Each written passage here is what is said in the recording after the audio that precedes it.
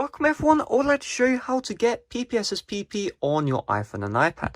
With PPSSPP you are able to play PSP games without the need of a jailbreak, and the best part, no revokes are involved, meaning you can play your PSP games at any time. So first of all, let's make sure we are supported. We do this by opening up settings, then find general, then find about, and on the software version you need to be running software version 12.2 on your. So for this tutorial I'm using software version 15.0, so I'm good to go. Any firmware which is 12.2 and above, you're good to go. However, if you're running software version 12.1.4 and older, you will need to either update your software, otherwise this tutorial is not for you. Also, you will need access to a computer. I will cover a method for no computer users. However, if you have access to a computer, I recommend you skip past it, check the timestamp, skip to the part which says install PPSSPP with the computer. If you have no computer, I'm going to quickly mention a method which may work. Most likely it will not work, meaning you will need to get access to a computer, either borrow one from a friend or just go to a store which has display computers available. Also, when you use the no computer method, you are at risk of getting revokes. When a revoke happens, you will lose all of your save data from PPSSPP, so it's highly advised you get a computer. I'll quickly mention the no computer method for the few people who do not have a computer, so let's get started. So if you do not have a computer, quickly head over to the link in the description down below. You want to scroll down until you see PPSSPP and then just tap on get. If you're redirected to, some random page, this is an advertisement, so all you need to do is just close out of it. So just close out of it right here. And what you want to do is just tap on the get button.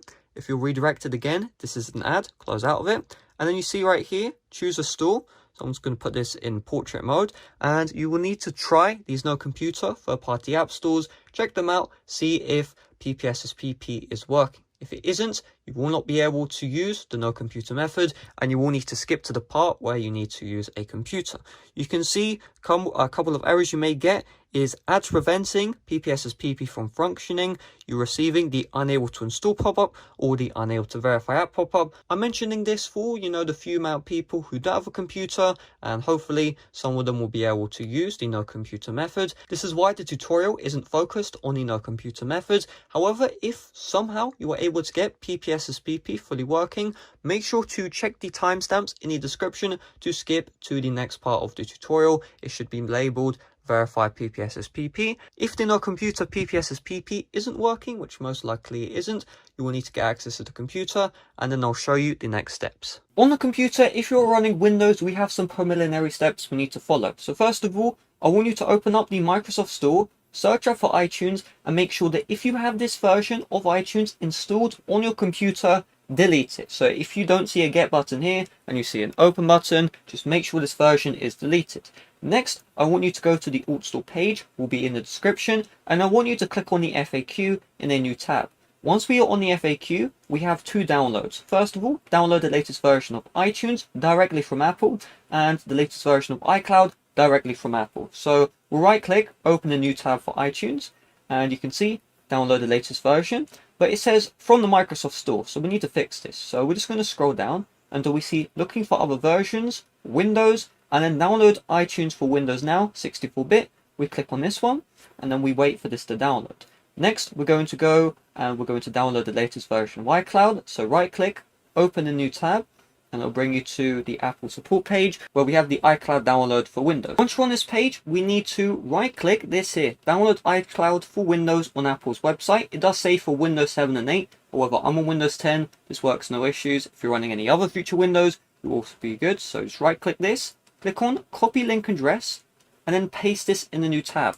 For some reason, the iCloud download will not start if you either just click on it. You see if I click on it, it doesn't do anything. Or if I right click, open a new tab, it still won't do anything either. I have absolutely no idea why this is the case. However, it is what it is. So we'll just need to wait for the iTunes download to finish, the iCloud download to finish, and then I'll show you the next steps. Once iTunes and iCloud have installed, you just need to set them up. So we'll just load up iTunes. Because I've already installed iTunes, it's giving me the option to repair or remove. For you, you would install it for the first time. So just click on next, press yes on any pop-ups you see, and then install iTunes on your computer.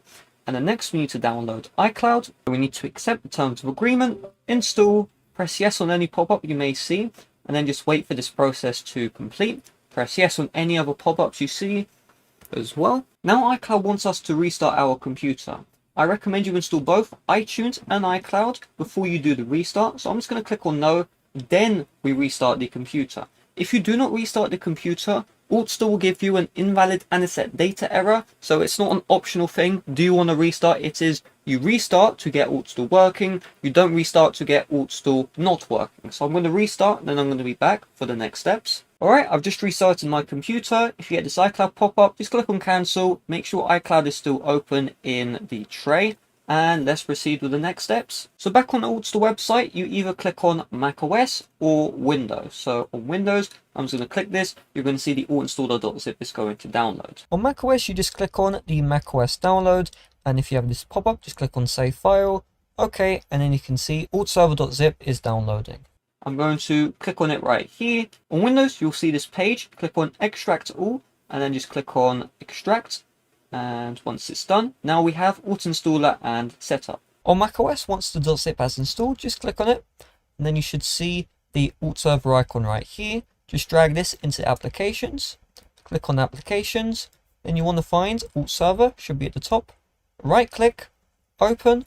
Then for the first time, you're going to see alt server is an app downloaded from the internet. Click on open, and then you should see alt server has just been loaded up right here. For Windows, we want to double click the setup, and then we'll click on next, just me, next, yes to any pop-ups you see, and then close to exit. Now we need to load up the alt server application, and then we can proceed with the next step. So I'm just going to open this up, and if you see this pop-up, click on allow access, and now you should see alt server in your system tray. If you don't, click on the view more option and it should be right here. Before we install Altstore onto our device, we need to do a bit of setup. So I want you to open up iTunes on Windows or Finder on macOS. And then you want to connect your iPhone to the computer or your iPad or your iPod Touch. And you should see it right here. We're going to click on this. And what I want you to do is I want you to scroll down. And you see this option, sync with this iPhone over Wi-Fi. You don't have to turn this on, but what this means is Altstore will communicate with your phone over Wi-Fi, so you do not need to plug it into the computer. This will be very useful later in the tutorial. Again, you don't have to turn it on, but I recommend you do. So we will turn this option on, then we'll click on apply, and then done. On macOS, extra steps are required in order for Altstore to work. I want you to click on Alt Server, then I want you to find Install Mail Plugin. Click on this, install mail plugin, maybe ask to enter in the passcode, just enter that one in. And then mail plugin installed, okay. Make sure that you reload the mail application, so if you see a blue dot like I do, right click, quit mail, then load up mail again. And once mail is opened up, you should see right here, mail, click on mail, preferences, and then we see right here, manage plugins, we click on this one. And we see alt plugin not mail bundle. Click on this, apply and restart mail, and now the mail application will restart. The mail application must stay open while you use alt server. So if you're in a situation where that does sound inconvenient, just minimize the mail application, and as long as you just keep it that way, things will be perfectly fine when using alt server. Now what I want you to do is I want you to find Altstore, click on it, install Altstore, and then you should see your iPhone right here. So I'm going to click on my iPhone, and now we need to enter in our Apple ID and password. Now this is used in order to connect with Apple server and generate a free certificate which you can sideload onto your phone. However, if you do not trust Altstore, you may think that it's taking your login details. The app is open source, so it's completely safe. If you are in a situation where you still don't trust Altstore, you can create a brand new Apple ID. The link to do that is in the description. Just follow the step. Another thing as well is not all Apple IDs will support Altstore. I think if you are under the age of 18 on your Apple ID, this may not work. If you have family sharing on, this may not work. So if you are in a situation where you get any error which isn't the invalid anisette data error which I explained earlier, which you can fix, then what I recommend you do is you create a brand new Apple ID as well with the link in the description. Yeah, it's Apple's official page, nice and easy. So I'm going to do that personally, and then I'm going to come back and enter in my login details. If you have installed Altstore on another device before, or you said you impactor, you will see this pop-up saying Altstore already installed on another device. Just click on continue and just wait for Altstore to install. So you can see it right here, installing Altstore to iPhone. You may be also asked to enter in your two-factor authentication code. If you are, just enter that one in. So We'll just wait for this to complete, and you can see installation succeeded. Install was successfully installed on iPhone, and now if you did turn on Wi-Fi sync, you do not need to have your iPhone plugged into the computer anymore. So I'm just going to unplug it, and I'm going to show you the next steps. Once Install is installed, when you try and open it, you receive this message right here: untrusted developer. If you manage to get PPSSPP working on no computer, you'd receive the same message as well. In order to fix this, just go to settings, tap on general, then find VPN and device management, developer app, trust again, and now we can open up the Install application. So Install isn't properly optimized for the iPad, just keep that in mind. However, it will fully work without any issues, even if, the resolution isn't correct. So what we want to do is just tap on settings, sign in with Apple ID, and if you get any errors, you see right here, could not find alt server. The simple fix is just get your charging cable and just plug your iPad back into the computer or your iPhone, whatever device you are using. So let me just do that now. With my iPad plugged in, let me just tap on sign in with Apple ID, and now you can see everything is fully working. If you need to plug in your device to the computer in order for Install to properly function, keep in mind you will need to do this for PPSSPP to install, and for you to refresh your apps. I will cover that later. But for now, just sign in with the same Apple ID and password you use to install Install onto your device. Once you're signed in, you're going to see this how it works message. Just tap on got it, and now we're good to go. So every 7 days you will need to refresh Install and PPSSPP, which we're about to download. To do this, you just tap on refresh all. Again, if you need to have your device plugged in like I do in order for Install to work, you will need to do that when refreshing your applications.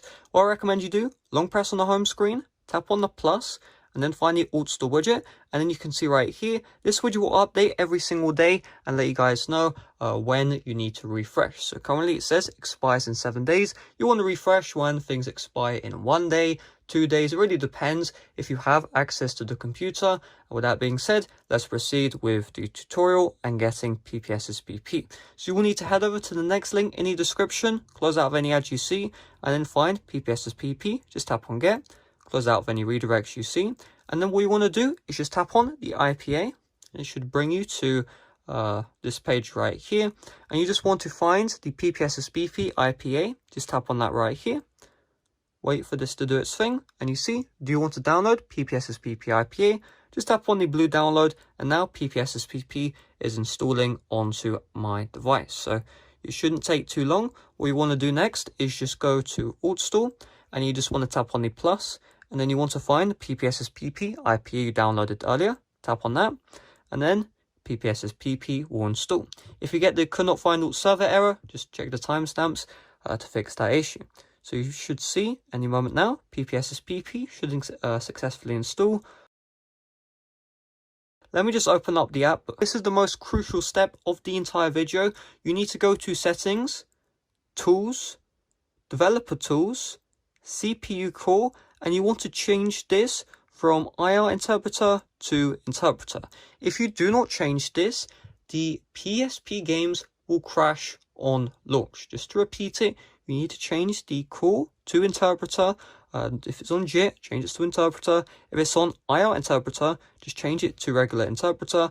Otherwise, the PSP games will crash. So you got it. Let's proceed. So the next step is you will need to get your PSP games. So the official way is you get your PSP CDs. You want to dump them onto your device. And then what I did personally is I airdropped those games onto my iPad. However, there are unofficial ways to get PSP games, ways that I have absolutely no clue of. I wouldn't know, sorry, can't help. Maybe someone does know, so if you really don't know, just check the comments, maybe someone will be able to help you out. However, once you have those PSP games, let's have a look at the files application. They may be in a zip format. If they're in .7z, like these, this BIOS, this is for a completely separate thing. If they're in .7z, you may need another application known as iZip. Open up the .7z in iZip, then move the extracted game into the files application. So because I have a .zip, I can just tap on it, and you can see it's going to extract into a .iso.